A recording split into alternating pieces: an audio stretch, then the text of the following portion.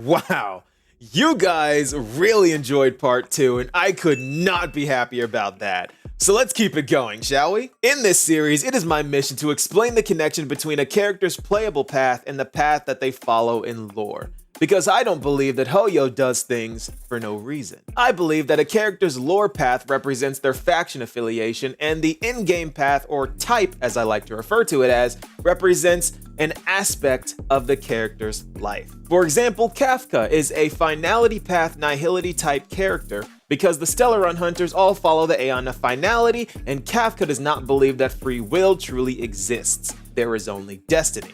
Therefore, real choices don't matter and are all for naught. Thus, nihility. See? Finality path, nihility type. I also covered Blade in that video, but you're gonna have to go back and watch it if you want to know about that, because we've still got 2 more Stellar Run Hunters to talk about. So let's get into this. Honkai Star Rail in-game paths explained. Okay, so let's start off with the second member of the Stellar Run Hunters with the second highest bounty, Firefly. Firefly is a genetically modified human born or hatched from an incubation pod whose entire purpose was to fight and die, as she, like all the others like her, are afflicted by an ailment called Entropy Loss Syndrome, a condition that causes the person to slowly fade away or age at an accelerated rate, which drastically shortens their lifespan. Integrated with her SAM armor, standing for Strategic Assault Mech, besides making her the perfect Samus reference, makes her a perfect weapon capable of destroying thousands or even millions of attackers at once. Which is wonderful because that was her purpose. Because you see, Firefly is a member of the Republic of Gilmoth's Iron Cavalry, an extensive army of genetically modified super soldiers all equipped with different types of enhanced mech armor. But being a soldier means charging into the fray of battle time and time again without hesitation, and oftentimes soldiers don't come back. And since this was all that she knew, Firefly grew accustomed to watching the deaths of her brothers and sisters in arms and had peace with her life. Until one fateful day. What started as a pest became an infestation, and what became an infestation revealed itself as the Swarm. Without hesitation, she charged into battle, crushing and burning enemy after enemy, but the Swarm was relentless. The Iron Cavalry was outnumbered. Countless mech suits fell on all sides as they pushed forward relentlessly until one brave soldier devised of a final gambit. Giving Firefly the detonator, he sacrificed his life to deliver a bomb straight into the Swarm Mother's mouth. And with enough firepower to obliterate a planet, the bomb explodes, annihilating everything in the surrounding area, knocking Firefly into a coma. This was the fall of Gilmoth, leaving Firefly as one of the lone survivors floating through space. She was later recovered by Kafka, who recruited her and understood her Entropy Loss Syndrome, explaining it as a predetermined fate to die a premature death. As someone who also believes that destiny cannot be avoided, she reached out to her as they are both fate-bound individuals. However, Firefly doesn't believe this, and although she knows she is chronically ill, and even though she accepts Kafka's offer to join the Stellar Run Hunters on the path of finality, she has her own reasons for following Elio's script. Instead of being a slave to said fate, she defies it and seeks to manipulate it herself. Because, you see, on the path of finality, if there is even one ending that allows Firefly to be cured, Elio would know about it and set her on the right path.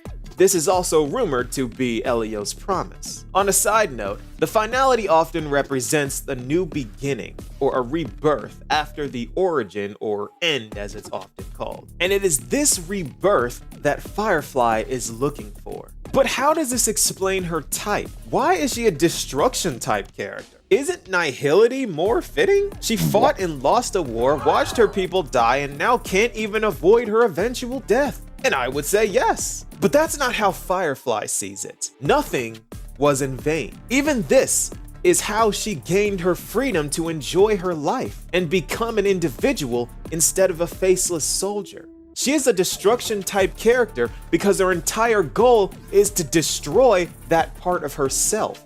That girl birthed from an incubation chamber destined to fight and die a premature death must be destroyed and reborn into a Firefly, a flickering light shining through the darkness to defy fate itself. And it just so happens that destruction is the only path that supports the destruction of everything, including the self. And even if she has to walk a tightrope of a script and die 3 times, she is willing to destroy the chronic ailment she was born with that ties her to her past as well as her future. Destruction, finality. All right, so that was pretty heavy. Let's move on to someone a little more lighthearted, huh? None other than our elite hacker and Bronya lookalike, Hacksaw Bunny, SIlver Wolf. SIlver Wolf is an introverted girl that hails from the planet Punklord, a planet of gamers and hackers that work in teams to accomplish their goals. Punklord has a saying that loners don't last long, but those who do become legends. And SIlver Wolf was simply one of those legends. She rose to the top of every leaderboard with ease, quickly making a name for herself, and she even mastered a technique called Aether Editing, which allows her to tamper with the fabric of reality.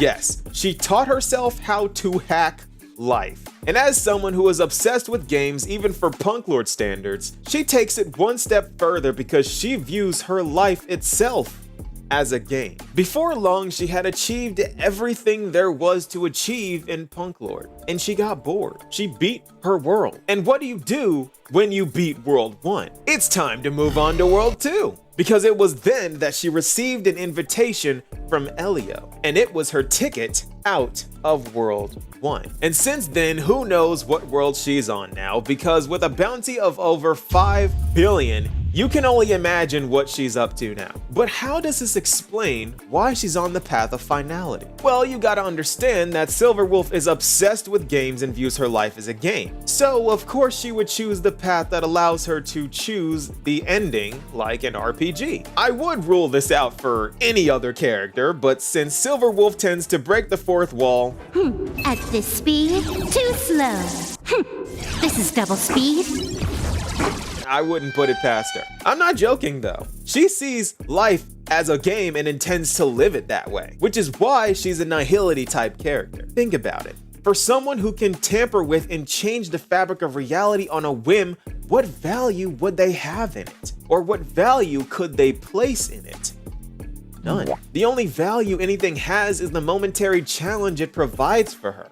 She doesn't have an overarching goal to anything she does outside of simply winning. SIlver Wolf basically lives life in creative mode through a hologram with a mastery of reality manipulation. In other cases, a character being nihility type suggests that their actions don't matter. But for SIlver Wolf, it's different.